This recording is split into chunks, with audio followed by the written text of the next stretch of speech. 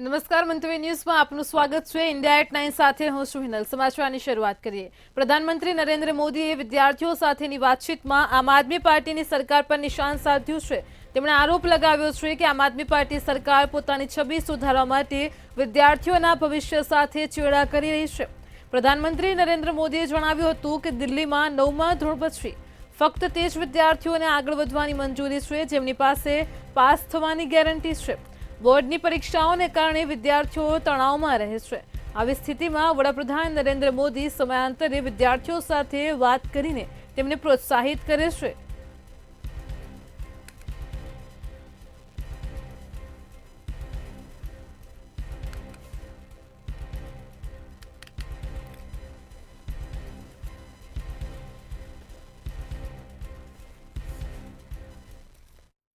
करेगा। मैंने सुना है कि दिल्ली में 9वीं कक्षा के बाद बच्चों को आगे जाने ही नहीं देते। जो बच्चे गारंटी है पास होंगे उन्हीं को जाने देते। क्यों? क्योंकि उनका रिजल्ट खराब हो जाएगा तो मेरी सरकार की इज्जत खराब हो जाएगी, इसलिए बड़ा बेईमानी का काम होता है। દિલ્હી વિધાનસભામાં 5મી ફેબ્રુઆરીના રોજ ચૂંટણી યોજાવાની છે અને ત્યારે ચૂંટણી માટેના પ્રચાર પડઘમ વાગી ચૂક્યા છે। ત્યારે આ વચ્ચે આજે દિલ્હી વિધાનસભા ચૂંટણીના પ્રચારના છેલ્લા દિવસે આમ આદમી પાર્ટીના સંયોજક અને પૂર્વ મુખ્યમંત્રી અરવિંદ કેજરીવાલે બેઠકો જીતવા અંગે મોટો દાવો કર્યો હતો। તેમણે સોશિયલ મીડિયા પ્લેટફોર્મ એક્સ પર લખ્યું છે કે મારા અંદાજ મુજબ આમ આદમી પાર્ટીને 55 બેઠકો મળી રહી છે।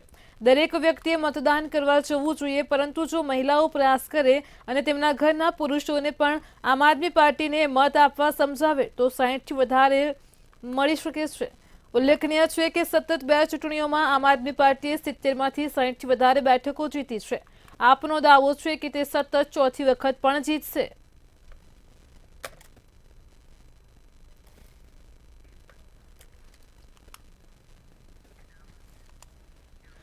મહાકુંભમાં થયેલી નાસભાગ અંગે નિવેદનબાજી અટકવાનું નામ નથી લઈ રહી અને ત્યારે હવે સમાજવાદી પાર્ટીના સાંસદ જયા બચ્ચને પ્રયાગરાજના સંગમ-નોસ પર થયેલા અકસ્માત અંગે ઉત્તર પ્રદેશ સરકાર પર મોટો આરોપ લગાવ્યો છે। જયા બચ્ચને દાવો કર્યો છે કે અકસ્માત બાદ શ્રદ્ધાળુઓના મૃતદેહ નદીમાં ફેંકી દેવામાં આવ્યા હતા, તેનાથી પાણી પ્રદૂષિત થયું હતું। આ સમયે સૌથી વધુ દૂષિત પાણી કયા છે? તે કુંભમાં જ છે। તેના માટે કોઈ સ્પષ્ટતા આપવામાં આવી રહી નથી। આ બાબત પરથી આખું ધ્યાન હટાવવામાં આવી રહ્યું છે। મૃતદેહોના પોસ્ટમોર્ટમની કોઈ વાત થઈ નથી, તેમને સીધા પાણીમાં જ ફેંકી દેવામાં આવ્યા હતા અને આ લોકો એટલે કે ભાજપ જળશક્તિ પર ભાષણો આપી રહ્યા છે। ઉલ્લેખનીય છે કે મૌની અમાવસ્યાના રોજ પ્રયાગરાજ મહાકુંભમાં સંગમ ઘાટ નજીક નાસભાગ મચી ગઈ હતી। ઉત્તર પ્રદેશ પોલીસના જણાવ્યા પ્રમાણે આ નાસભાગમાં 30 લોકોએ જીવ ગુમાવ્યા હતા। અકસ્માત પછી જ વિપક્ષી પક્ષોએ સરકારને આડે હાથ લીધી છે। વિપક્ષનો આરોપ છે કે ઉત્તર પ્રદેશની ભાજપ સરકાર મૃતકોના આંકડા છુપાવી રહી છે।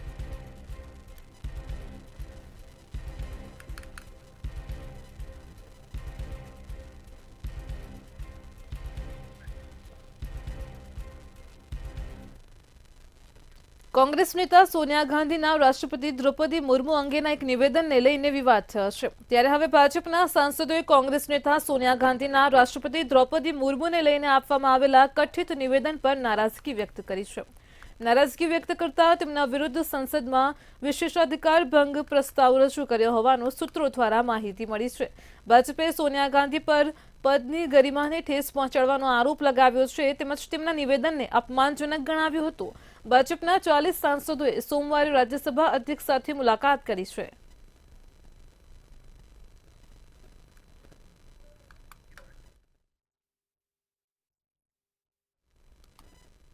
સરકાર નેશનલ હાઈવે ઉપર મુસાફરોને રાહત આપવાની તૈયારીમાં છે। કેન્દ્રીય મંત્રી નીતિન ગડકરીએ પોતે જ આ અંગે જાણકારી આપતા કહ્યું છે કે માર્ગ પરિવહન અને ધોરીમાર્ગ મંત્રાલય સોશિયલ મીડિયા પર મુસાફરો દ્વારા કરાયેલી ફરિયાદોને ખૂબ જ ગંભીરતાથી લઈ રહ્યું છે।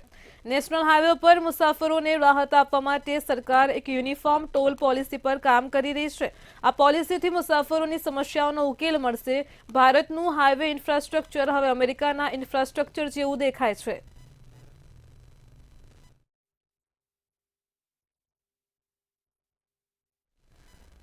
સોમવારે જમ્મુ કાશ્મીરના કુલગામમાં આતંકવાદીઓએ રિટાયર્ડ લાન્સ નાયકના પરિવાર પર હુમલો કર્યો હતો.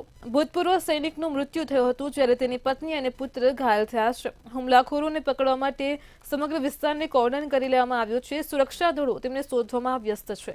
આ ઘટના દક્ષિણ કાશ્મીરના કુલગામના બેહીબાગ વિસ્તારમાં બની હતી. આતંકવાદીઓએ બપોરે 2:45 નિવૃત્ત લાન્સ નાયક મંજૂર અહેમદના પરિવાર પર ગોળીબાર કર્યો હતો અને ફાયરિંગમાં અહેમદ, પત્ની આયના અને પુત્રી શાયના ઘાયલ થયા હતા. ત્રણેયને શ્રીનગરની હોસ્પિટલમાં લઈ જવામાં આવ્યા છે.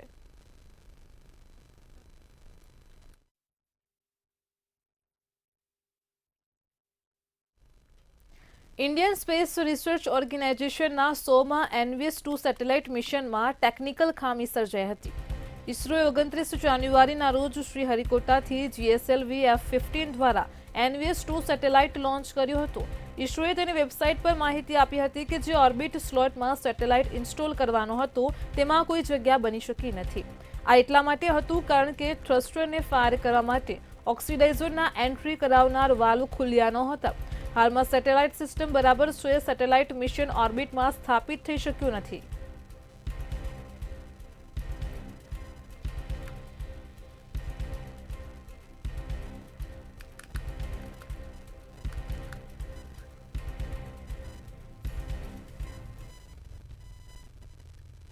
અમેરિકાના રાષ્ટ્રપતિ ડોનાલ્ડ ટ્રમ્પે આખી દુનિયામાં ખળભળાટ મચાવ્યો છે. તેમણે કેનેડા અને મેક્સિકો પર 25% અને ચીન પર 10% ડ્યુટી લગાવી દીધી છે, જેના કારણે વિશ્વમાં ટેરિફ વોરમાં ભડકો થયો છે અને તેની અસર ભારતીય રૂપિયા પર પણ પડી રહી છે. આજે શરૂઆતમાં જ કારોબારમાં રૂપિયો 67 પૈસા ઘટીને 87.29 પ્રતિ ડોલરના નીચા સ્તરે પહોંચી ગયો હતો.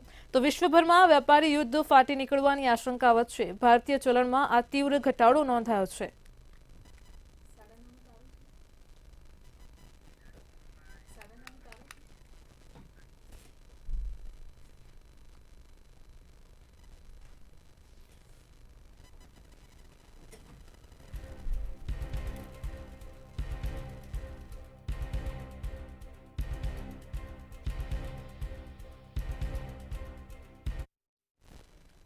પૂર્વ નાયબ મુખ્યમંત્રી નીતિન પટેલ દ્વારા એક કાર્યક્રમમાં નિવેદન આપવામાં આવ્યું હતું કે રાજકારણમાં બધા દલાલ થઈ ગયા છે અને તેને જ લઈને કોંગ્રેસ પ્રવક્તા મનીષ દોશીની પ્રતિક્રિયા સામે આવી છે કે ભાજપનો કેસ નાખો અને લૂંટના લાયસન્સ લઈ જાઓ તેવી ભાજપની નીતિ છે.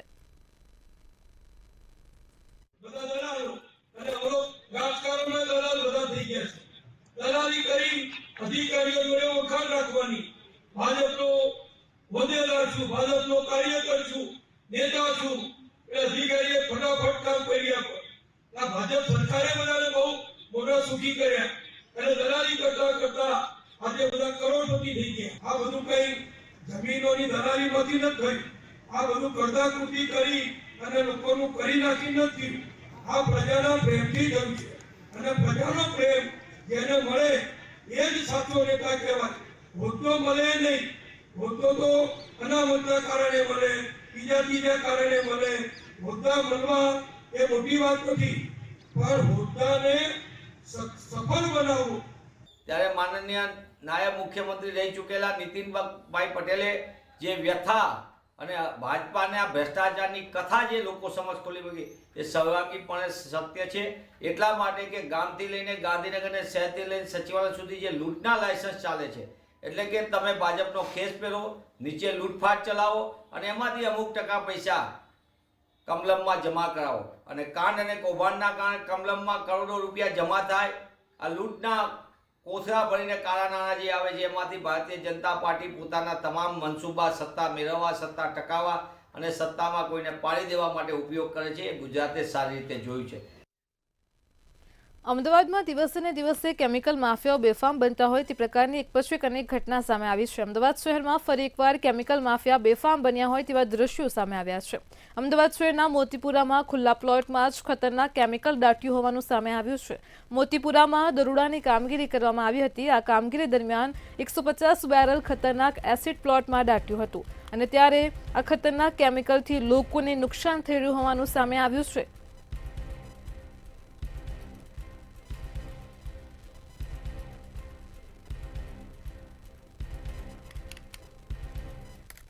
વાત કરું તો 150 કેમિકલના ડ્રમ, આ એવું કેમિકલ છે, એવું એસિડનું સ્લજ છે કે જે શરીરને સ્પર્શ બી થાય ને તે શરીરનો ભાગ બળી જાય એવું કેમિકલ છે. જીપીસીબીને આની 5 તારીખથી છેલ્લી અમે ફરિયાદ કરી છે. જીપીસીબીવાળા એક્શન લીધા, ખાલી માત્ર ને માત્ર સેમ્પલ લીધું. જીપીસીબી એટલે ગુજરાત પોલ્યુશન કંટ્રોલ બોર્ડ, પરંતુ આની અંદરથી કંટ્રોલ હટાવી અને ખાલી ગુજરાત પોલ્યુશન બોર્ડ રાખીશું. કારણ કે આવા કેમિકલ ચોર ઉપર કોઈ જ કંટ્રોલ ગુજરાત પોલ્યુશન બોર્ડનો રહ્યો નથી હવે, એટલે આપણે કંટ્રોલ કાઢી જ નાખીશું. એમને કંટ્રોલ છે જ નહીં તો શાની માટે એમને કંટ્રોલ આપીએ આપણે?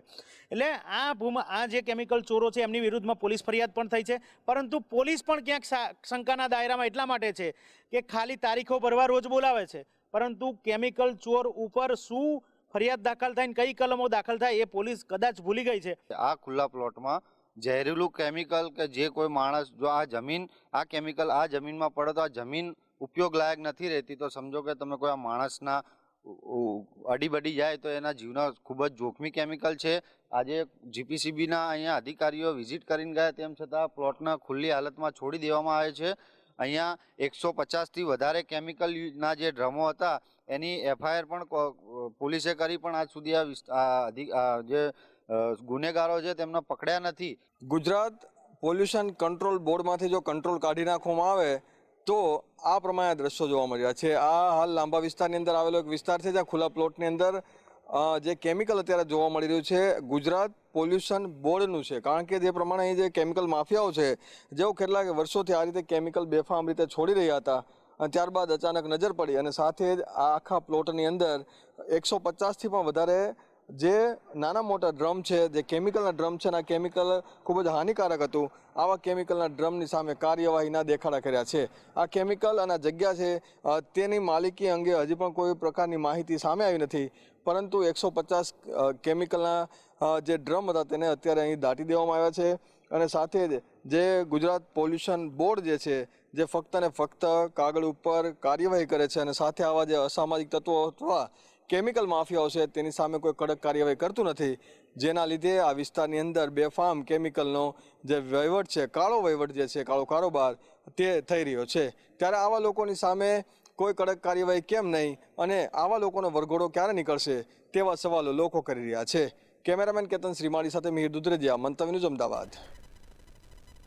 ભચાઉ નગરપાલિકાની ચૂંટણી યોજાવા જઈ રહી છે અને ત્યારે ચૂંટણી પહેલા જ કોંગ્રેસમાં ભૂકંપ આવ્યો છે. આજ રોજ ચૂંટણી પહેલા કોંગ્રેસના 21 ઉમેદવારોએ ફોર્મ પરત ખેંચી લેતા ચૂંટણી લડ્યા પહેલા જ કોંગ્રેસની કારમી હાર થઈ છે અને કોંગ્રેસના 7 સભ્યો બાકી રહ્યા છે. કાલે શું થશે તે જોવાનું રહ્યું.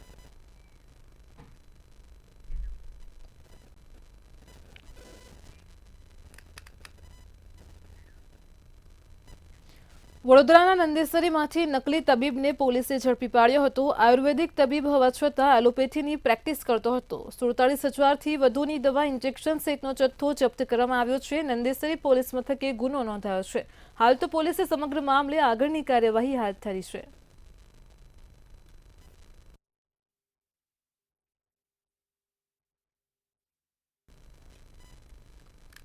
મોરબીના કુબેરનગર વિસ્તારમાં શ્વાનના આતંકનો વિડીયો સોશિયલ મીડિયામાં વાયરલ થયો છે. બાઇક ચાલકને કરડી જતા જ બાઇક ચાલક નીચે પડી ગયો હતો.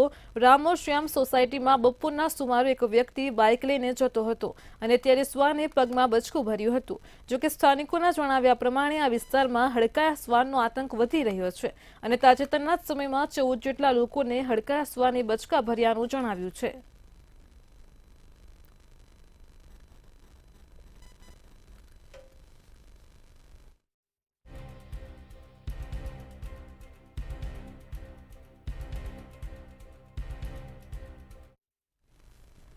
સુરતમાં જમવાને લઈને લગ્ન પ્રસંગમાં મોટું વિઘ્ન ઊભું થયું હતું. વરાછવાના લક્ષ્મીનગર વાડી વિસ્તારમાં દીકરીના લગ્નમાં જમવાનું ઓછું પડતા જાનૈયાઓ રોષે ભરાયા હતા.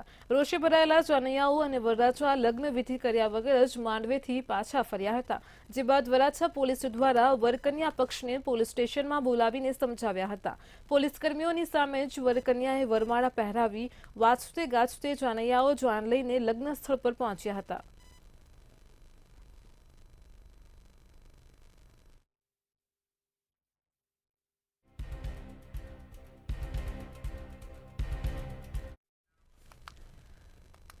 રાજ્યમાં વધુ એક પેપર ફૂટવાની ઘટના સામે આવી છે. ગુજરાત યુનિવર્સિટીની પરીક્ષાના બીકોમ સેમેસ્ટર 1ના ઇંગ્લિશ માધ્યમનું પેપર વોટ્સએપમાં વેચવામાં આવ્યું હતું. ગાંધીનગરના સેક્ટર 15ની ગવર્મેન્ટ કોલેજના વિદ્યાર્થીઓ દ્વારા પેપરના પૈસા લઈને પેપર ફોડવામાં આવ્યું હતું. વિદ્યાર્થીઓ પાસેથી એક ગ્રુપમાંથી એક સ્ટુડન્ટની 300 રૂપિયા અને 100 સ્ટુડન્ટના 30,000ની વાત કરવામાં આવી હતી. તો વિદ્યાર્થીઓ પાસેથી પૈસા લીધા અને જેના સંપૂર્ણ પુરાવા અને કોલ રેકોર્ડિંગ એનએસયુઆઈ દ્વારા બહાર પાડવામાં આવ્યા છે. એનએસયુઆઈ ગાંધીનગર પોલીસ મથકે રજૂઆત કરીને સંપૂર્ણ તપાસની માંગ કરી છે.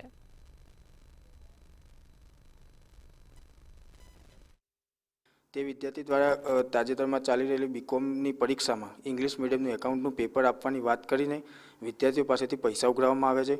100 સ્ટુડન્ટ જોડેથી 300 રૂપિયા લઈને 30,000 રૂપિયા થાય તો પેપર આપવાની વાત કરી હતી, પરંતુ 70થી 80 સ્ટુડન્ટે જ પૈસા કર્યા હતા. બાકીના સ્ટુડન્ટોએ પૈસા નહોતા કર્યા, એટલે પેપર આપવામાં આવ્યું નહોતું. પરંતુ જે વિદ્યાર્થીઓએ ડાયરેક્ટ પેપર લીધું છે તે લોકોને 30,000 ભરીને પેપર લીધું અને તેને પેપર આપવામાં આવી તેવી વાત હતી, જેને લઈને અમારી એક રજૂઆત છે કે તાત્કાલિક ધોરણે આ વિદ્યાર્થીને પકડવામાં આવે.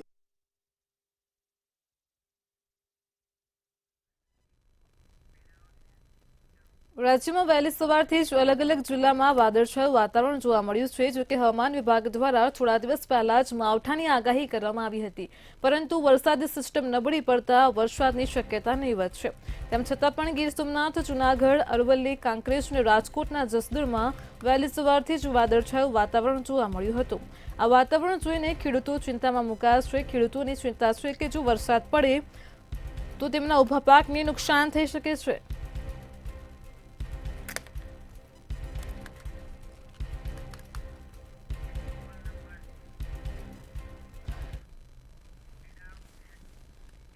રાજ્યમાં વાતાવરણને લઈને હવામાન વિભાગ દ્વારા આગાહી કરવામાં આવી છે. ત્યારે હવામાન વિભાગે જણાવ્યા પ્રમાણે રાજ્યના તાપમાનમાં ઉતાર ચઢાવ યથાવત રહેશે, તેમજ ફરી એક વખત ઠંડીનો અનુભવ થવાની પણ સંભાવના વ્યક્ત કરી છે. આગામી 24 કલાકમાં તાપમાનમાં 2 થી 3 ડિગ્રીનો ઘટાડો થશે. ઉત્તર ગુજરાતના ભાગો અને પૂર્વ ગુજરાત તરફ એક સાયક્લોનિક સર્ક્યુલેશન સક્રિય છે.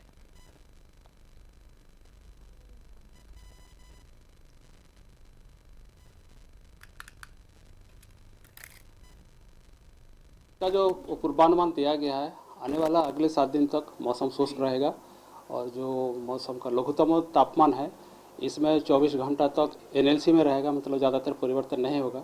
लेकिन उसके आगे वाला जो दिन है उसमें 2 से 4 डिग्री सेंटीग्रेड टेम्परेचर डाउन होगा. और जो अहमदाबाद आसपास का जो पूर्वानुमान है पार्टली क्लाउडी स्काई रहेगा और जो तापमान है लघुत्तम तापमान 16 डिग्री सेंटीग्रेड के आसपास रहेगा. તાપીના નિઝરમાં ફરી ગેરકાયદેસર રેતી ખનન ઝડપાયું છે. અગાઉ સુરતમાં ભૂસ્તર વિભાગની ટીમે દરોડા પાડ્યા હતા. દરોડા પાડીને 4 કરોડનો મુદ્દામાલ જપ્ત કર્યો છે. નિઝર પ્રાંત અધિકારી પર ગંભીર આક્ષેપ કરવામાં આવ્યા છે. રેતી ખનનથી તાપીનું પાણી દૂષિત થતા લોકોને હાલાકી પડી રહી છે. સ્થાનિક લોકોને પીવાના પાણી માટે વલખા મારવા પડે છે. તો રેતી ખનન બંધ નહીં થાય તો સ્થાનિકોએ આત્મવિલોપનની ચીમકી ઉચ્ચારી છે.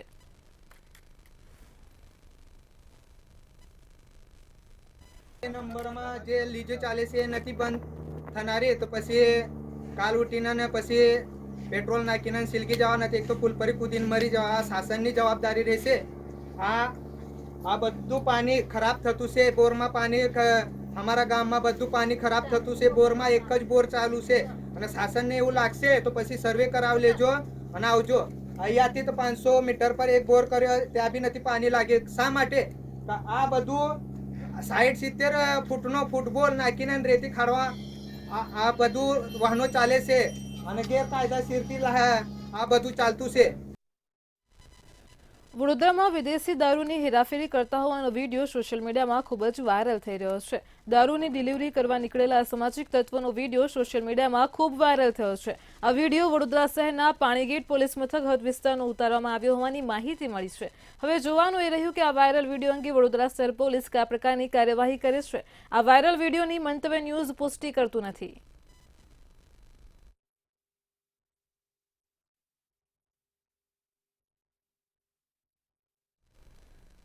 24 વર્ષ બાદ પાલનપુર શહેરના વિકાસનો નકશો મંજૂર થયો છે। 2004માં પાલનપુર નગરપાલિકામાં મળેલી સાધારણ સભામાં વિકાસનો નકશો ઠરાવ કરવા માટે મુકાયો હતો, જે બાદ ઠરાવ તો થયો પરંતુ વિરોધના કારણે આ નકશો અટવાયેલો હતો। શહેરના અનેક એવા રસ્તા છે કે જે 18 ફૂટના હતા, જેમાંથી 12 ફૂટ કરવામાં આવ્યા અથવા તો 13 ફૂટના કરી નાખવામાં આવ્યા છે અને તેની વાંધા અરજીઓ પણ 60 દિવસમાં ગાંધીનગર કમિશનર કચેરીમાં રજૂ કરી શકાશે। ત્યારે જે પણ ટેકનિકલ ક્ષતિઓ હશે તે દૂર થશે। 20 જાન્યુઆરી 2025ના રોજ સરકારશ્રીના વિભાગ શહેરી વિકાસ અને શહેરી ગૃહ નિર્માણ વિભાગ દ્વારા એક જાહેરનામું પ્રસિદ્ધ કરવામાં આવ્યું છે, જેમાં પાલનપુર નગરપાલિકા દ્વારા મોકલેલ વિકાસ નકશાનું મંજૂરી સહિત વાંધા અરજી મંગાવવામાં આવી છે। જે જાહેરનામા મુજબ અમુક રેવન્યુ સર્વે નંબરો જે વિસ્તાર સહિત જણાવું તો દેવપુરા, એગોલા અને પારપડા જે DFCC ટ્રેકની ઉત્તરી ભાગમાં આવેલા છે, જે અમે નકશો મોકલેલો એમાં રેસિડેન્ટ ઝોન હતો, એને એગ્રીકલ્ચર ઝોનમાં ફેરવી નાખવામાં આવે છે।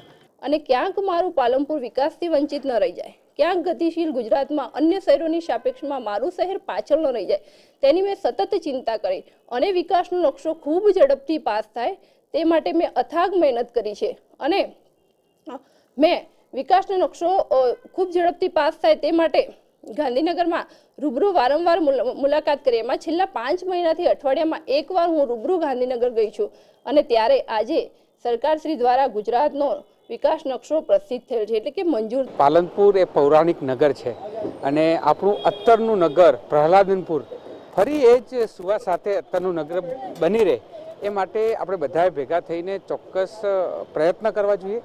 પાલનપુર વિકાસ નકશાની જ્યાં સુધી વાત છે, લગભગ ઘણા સમયથી લાંબા સમય સુધી ક્યાંક ને ક્યાંક કાયદાની આંટીઘાટી અને ટેકનિકલ પ્રશ્નોના કારણે પડ્યો રહેલો, પરંતુ વર્તમાનમાં વિકાસનો નકશો મંજૂર થયો છે। વડોદરાનું 6200 કરોડનું બજેટ રજૂ થયું બાદ આજે સ્થાનિક સમિતિની પહેલી બેઠક યોજાઈ હતી। આ બેઠકમાં સ્થાયી સમિતિ દ્વારા વિવિધ નિર્ણયો લેવામાં આવ્યા હતા, જેને લઈને સ્થાયી સમિતિ અધ્યક્ષ ડોક્ટર શીતલ મિસ્ત્રીનું નિવેદન સામે આવ્યું છે। નિવેદન આપતા જણાવ્યું છે કે સુધારા વધારા સાથે 6219 કરોડનું બજેટ રજૂ કરવામાં આવ્યું હતું। સ્થાયી સમિતિએ આવક વધારવા અને ખર્ચને ઘટાડવા ઉપર ભાર મૂક્યો છે।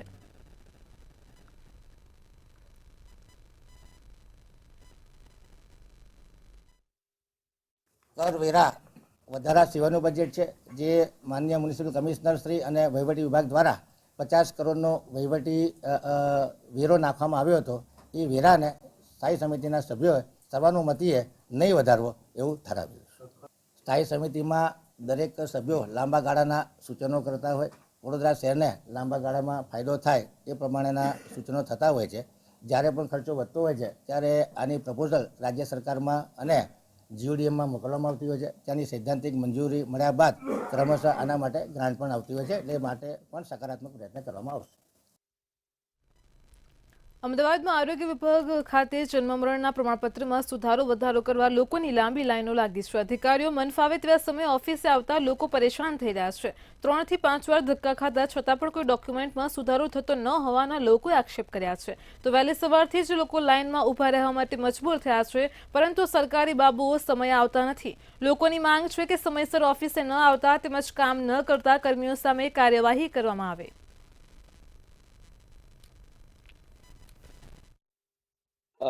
જે વોર્ડ કક્ષાએ અરજી લગભગ 26 તારીખ પહેલાંની વાત કરીએ તો વોર્ડ કક્ષાએ જે સામાન્ય સુધારા માટેની અરજી હતી એ અપ્રુવલ માટે અરજીઓ સ્વીકારમાં તો આવતી જ હતી, અપ્રુવલ માટે અહીંયા મધ્યસ્થ કચેરીએ મોકલવામાં આવતી હતી। 28 તારીખ બાદ જે અપ્રુવલ જે સામાન્ય સુધારા છે એ સામાન્ય સુધારા માટેના અપ્રુવલ માટેના પાવર ડેલિગેશન પણ વોર્ડ કક્ષાએ આપવામાં આવેલા છે, એટલે સામાન્ય કક્ષાના સુધારા માટે એમણે આરોગ્ય ભવન ખાતે અરજી કરવાની જરૂર નથી।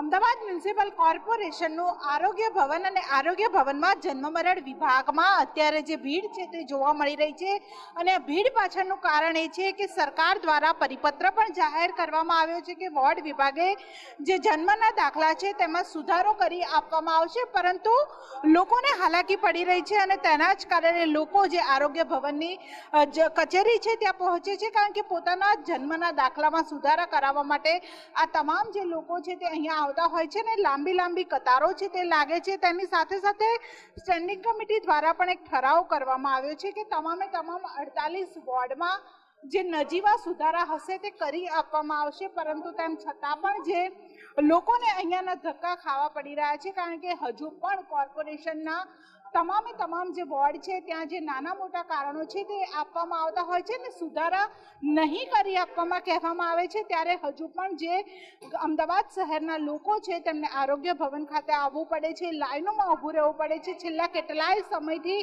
આ પ્રકારની પરિસ્થિતિ આરોગ્ય ભવનમાં જોવા મળે છે અને લોકો હજુ પણ હેરાન થઈ રહ્યા છે, કારણ કે સુધારા કરાવવા માટે જે મેજર સુધારા કરાવવાના હોય છે તે માત્ર આ મધ્યસ્થ કચેરી એટલે કે જન્મ મરણની જે કચેરી આવેલી છે આરોગ્ય ભવન ખાતે ત્યાં કરવામાં આવે છે. ત્યારે હવે અમદાવાદ મ્યુનિસિપલ કોર્પોરેશનના સ્ટેન્ડિંગ કમિટી દ્વારા પણ જે ઠરાવ છે તે પાસ કરી દેવામાં આવ્યો છે. ત્યારે હવે 48 વોર્ડમાં આ ઠરાવનું કેટલું અમલીકરણ કરવામાં આવે છે તે આગામી સમયમાં જોવાનું રહ્યું.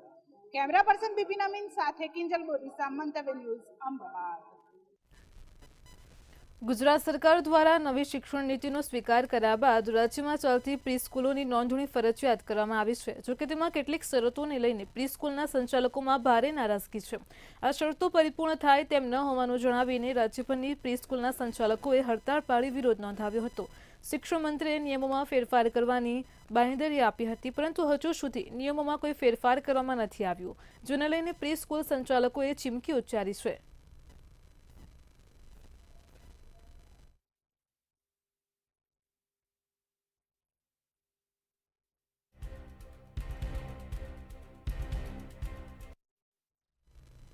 ઇન્ડિયા એટ 9 માં હાલ આટલું જ. પડે પરની અપડેટ મેળવો માત્ર મંતવ્ય ન્યૂઝ પર. નમસ્કાર.